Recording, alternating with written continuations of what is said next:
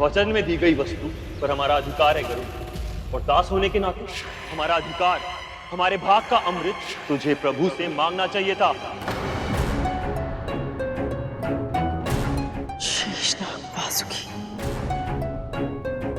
जब अपने ही पुत्रों ने अमृत मांगा हो तो इस पराये से क्या आस रखूं मैं? आप ऐसे क्यों बोल रही हैं दीदी? यदि नारायण ने अमृत देवताओं को देने का निर्णय किया है तो उसके पीछे कोई ठोस कारण अवश्य होंगे। हमारे लिए तो उनका आशीर्वाद ही पर्याप्त है। दूसरों की दया दृष्टि से कुछ भी मिल जाए उससे संतुष्ट हो जाना दासों के लिए उचित होता होगा दासी माँ, हमारे लिए नहीं। हमारी माँ ने हमें ऐसे संस्कार नहीं दिए कि कोई हमारा अधिकार छीन ले और हम चुपचाप अत्याचार सहन कर लें। अमृत पर हमारा अधिकार है माँ, और वो अधिकार हम लेकर रहेंगे। हाँ माँ, जिस वस्तु का वचन दिया जा चुका उसे प्राप्त करना हर शूरवीर का धर्म होता है। जब अधिकार मां के ना मिले तो छीनना आवश्यक हो जाता है मां। परंतु अमृत देवताओं की सुरक्षा में है और उनसे युद्ध करना उचित नहीं होगा महारानी।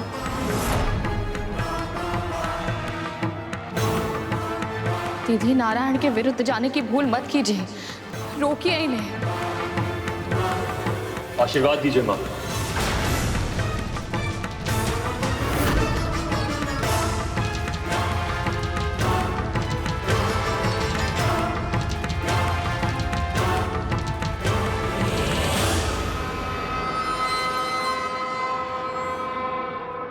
खड्गेन आक्रम्य भुजिता वीर भोग्य वसुंधरा, खड्गेन आक्रम्य भुजिता वीर भोग्य वसुंधरा, खड्गेन आक्रम्य भुजिता वीर भोग्य वसुंधरा, खड्गेन आक्रम्य भुजिता वीर भोग्य वसुंधरा।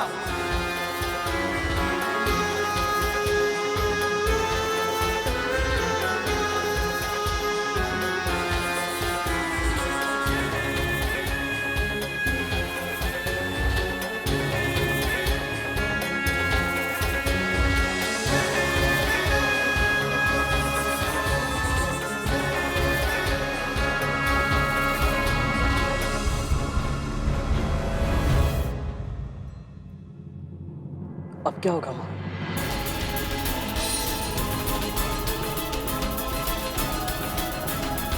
प्रभु, पृथ्वी पर स्थिति सुधरते हुए दिखाई नहीं दे रही। कद्रू ने ना तो विवाह में कुछ सीखा और ना ही व्यक्तिगत अनुभव से। ये जानने के बाद भी कि राहु के साथ क्या हुआ, उसने अपने पुत्रों को अमृत छीनने के लिए भेज दिया। कद्रू को यदि उचित अनुचित का भेद ज्ञात होता तो विंता को इतने समय तक उसके पास दासी बनकर नहीं रहना पड़ता। कहते हैं ना देवी, विनाश काले विपरीत बुद्धि। पर प्रभु, जब तक कद्रू की आंखें नहीं खुलेंगी विंता को दासत्व से मुक्ति नहीं मिलेगी। गुरु दत्तात्रेय ने कहा था विंता की मुक्ति अमृत से जुड़ी हुई है। पर कैसे प्रभु? विधि के विधान का केवल अनुमान लगाकर उसे समझा नहीं जा सकता देवी। उसके अर्थ और उद्देश्य को तभी समझा जा सकता है जब जो होना वो हो गया है। प्रभु, मैं इतनी प्रतीक्षा नहीं कर सकती, कुछ तो संकेत दीजिए। विधि अपना रूप आकार लेना आरंभ कर चुकी है। इसके परम चरण में मेरी सहायता है। बद्रिका आश्रम में तपस्या कर रहे मेरे अंशावतार नग और नारायण करें।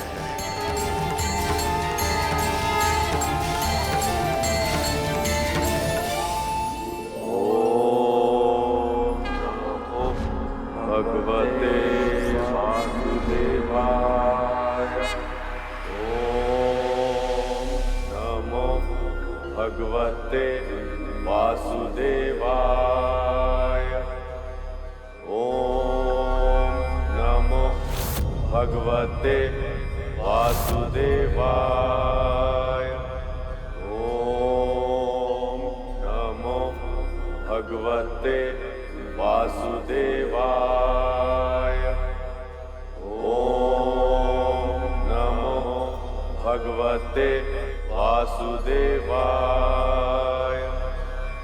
ओम नमो भगवते वासुदेवाय। ओम नमो भगवते वासुदेवाय।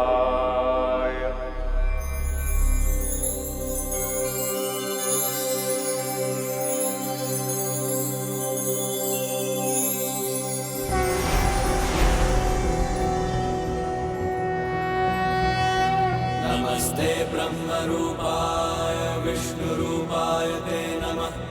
नमस्ते रुद्ररूपाय करिरूपाय ते नमः। विश्वरूप स्वरूपाय नमस्ते ब्रह्मचारिणे। भक्तप्रियाय देवाय नमस्तुभ्यं विनायक। ओम नमः।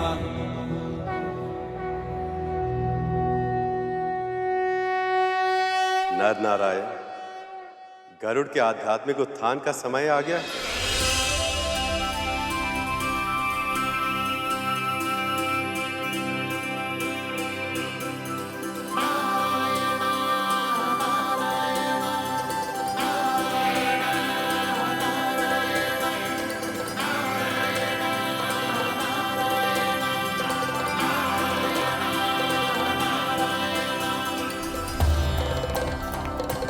हम समझ गए प्रभु, आप जैसा चाहते हैं वैसा ही होगा।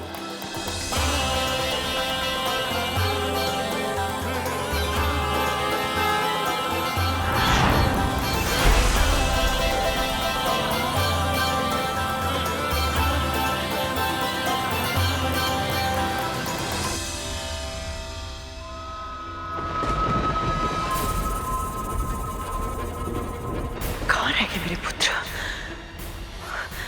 अभी तक आए क्यों नहीं?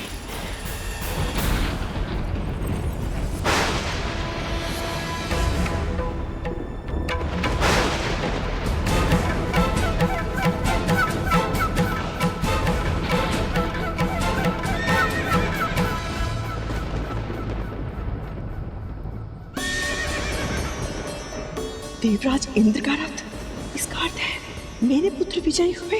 इंद्र को परास्त कर दिया उन्होंने, और इंद्र ने अपनी प्राण रक्षा के लिए उन्हें अपना रथ उपहार में दे दिया। तभी तो वो इस दिव्य रथ में वापस लौट रहे हैं।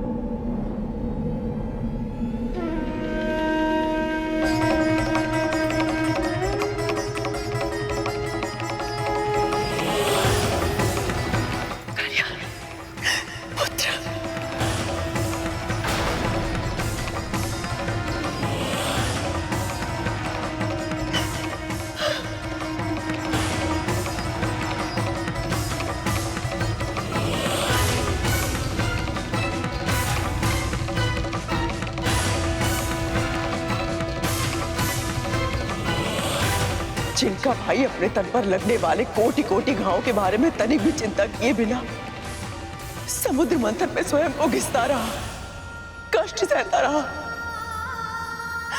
तुम देवताओं के लिए अमृत प्राप्त करने का साधन बन गया।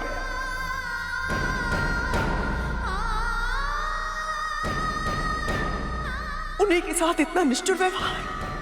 ये उन्हीं वासुकी के भाई और आपके पुत्र हैं विमाता, इसीलिए जीवित हैं।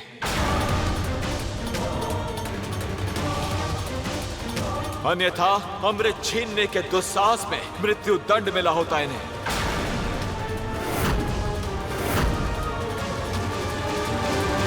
अमृत पर जितना अधिकार आप देवताओं का है, उतना ही मेरे पुत्रों का भी। ये भी महर्षि कश्यप की ही संतानें हैं। अवश्य है, पर यदि अमृत पर उनका अधिकार होता तो परम प्रभु विष्णु स्वयं उन्हें अमृत दे दिए होते। पर अब आपको सत्य स्वीकार करना ही होगा, और सत्य यह है कि आपके पुत्र अमृत के योग्य है ही नहीं। क्यों? क्या कमी है मेरे पुत्रों में? कमी? विमाता, जब स्नेह अधिक बढ़ जाए तो पांव में बेड़ी और आंखों पर पट्टी बन जाती है, और आपके साथ भी ऐसा ही हुआ है।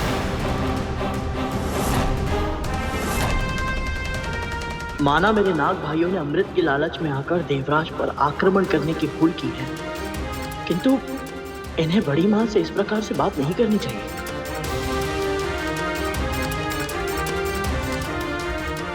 अब आपने पूछा है, इसलिए सत्य का दर्पण दिखाना मेरा कर्तव्य है, मेरा दायित्व है। तो सुनिए, सबसे पहली कमी तो यही है कि इन्होंने अपनी मां के साथ उनके हर अधर्म में उनका अर्थात आपका साथ दिया है।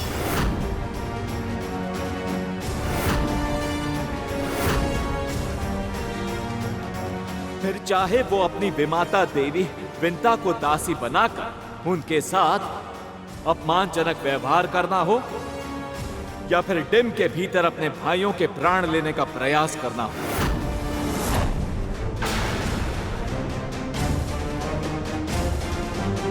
और केवल यही नहीं विमाता, इनमें दया और परोपकार की भावनाएं भी नहीं। स्वभाव से ही विषैले हैं ये।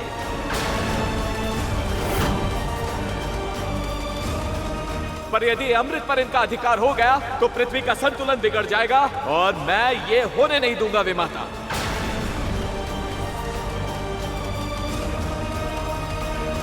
पर देवराज, तुम ये बात इन्हें प्रेम से भी तो समझा सकते थे ना।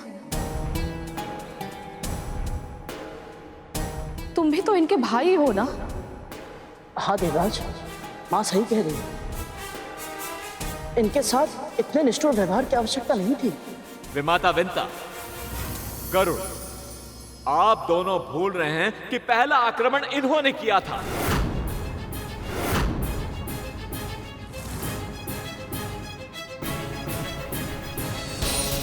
और ये बात भी सत्य है कि जिनकी मां बुद्धिमान ना हो, जो अपनी ही महत्वाकांक्षा के कारण धर्म और अधर्म पर भेद नहीं करती हो, उन्हें बातों से क्या, प्रेम से भी समझाना असंभव है।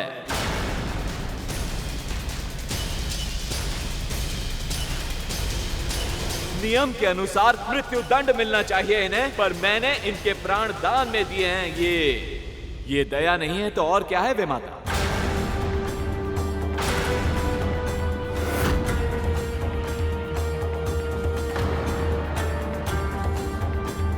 अब इस क्षण के बाद किसी ने कभी भी अमृत पर कुदृष्टि डाली तो उसकी मृत्यु निश्चित है।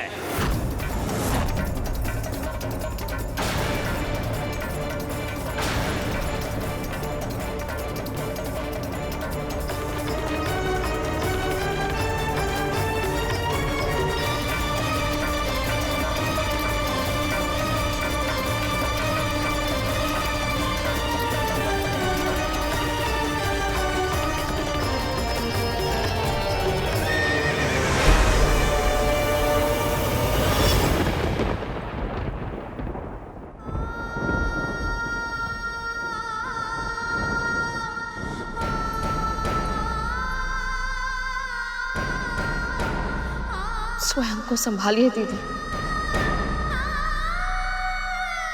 कुछ नहीं होगा इन्हें, स्वस्थ हो जाएंगे ये।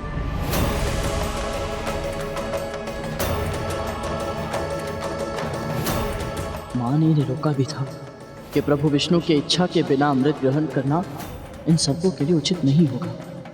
यदि ये तब समझ जाते तो ये दशा नहीं होती।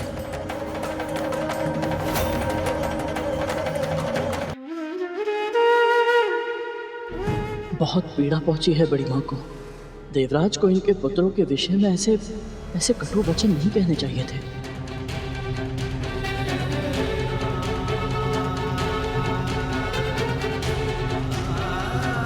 सबसे पहली कमी तो यही है कि इन्होंने इनकी मां के साथ उनके हर अधर्म में उनका अर्थात आपका साथ दिया है।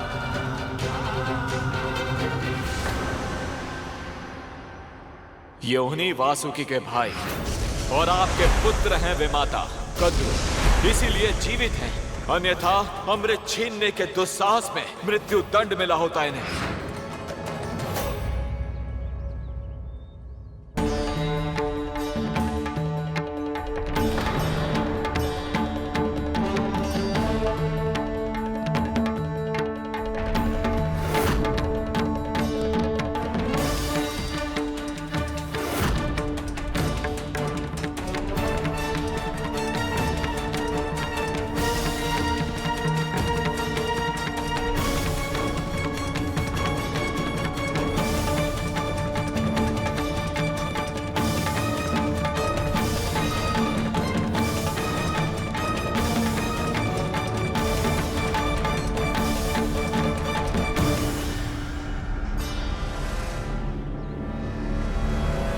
स्वभाव से ही विषैले हैं ये, पर यदि अमृत पर इनका अधिकार हो गया तो पृथ्वी का संतुलन बिगड़ जाएगा और मैं ये होने नहीं दूंगा विमाता।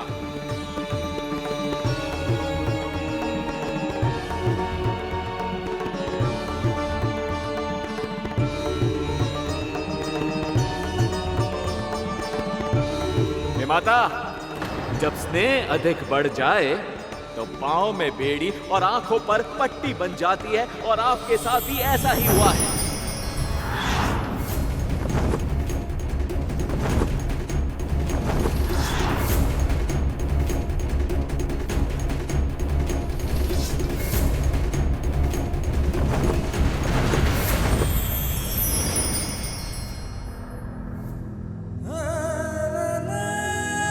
अमृत पर इनका उतना ही अधिकार है जितना तुम देवताओं का है। ये भी महर्षि कश्यप की ही संतानें हैं।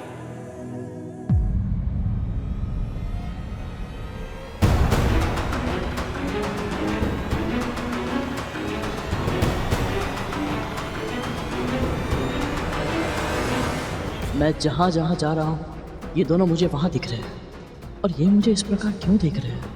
कौन है ये दोनों?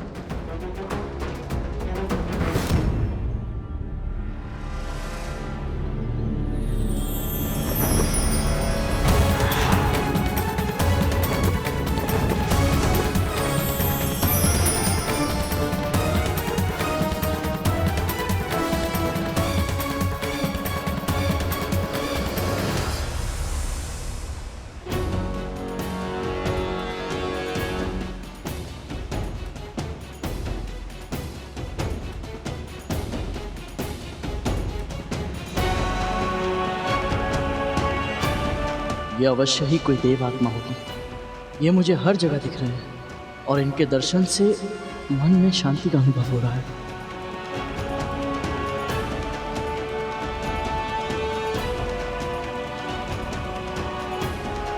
गरुड़,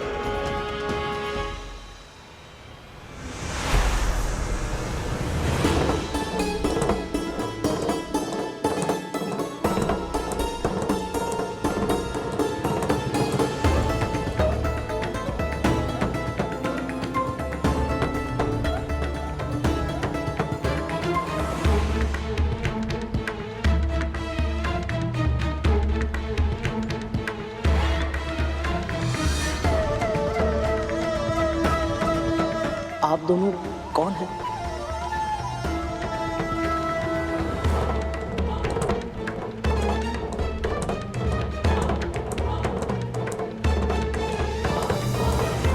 मैं जहाँ जाता हूँ आप दोनों के ही दर्शन होते हैं। आपके चारों ओर दिव्य आभा भी है। मुझे क्षमा कीजिएगा परंतु मैं पहचान नहीं पा रहा हूँ।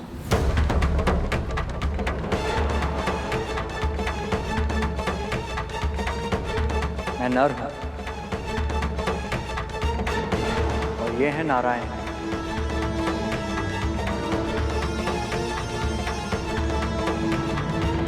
हम दोनों परम प्रभु विष्णु के अंशावतार हैं।